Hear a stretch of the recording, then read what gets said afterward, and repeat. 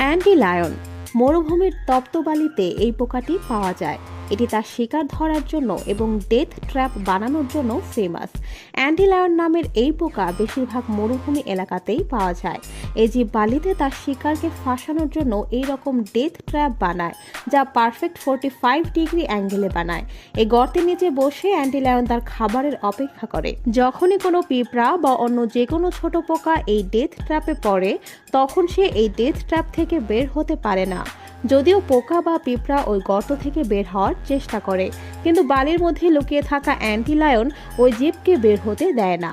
আসলে অ্যান্টিলায়ন বালি তার পা দিয়ে এমনভাবে ওঠায় যাতে ওই জীব বাইরে বের হতে গেলে আরও ওই গর্তে পড়ে যায়। যখনই ওই জীব পড়ে অ্যান্টিলায়নের কাছে যায়, তখন অ্যান্টিলায়ন তার উপর হামলা করে অ্যান্টিলায়ন ওই জীবকে কামড় দেয়, যার ফলে ওই জীবটির শরীর প্যারালাইজড হয়ে যায় এবং ওই প্রাণী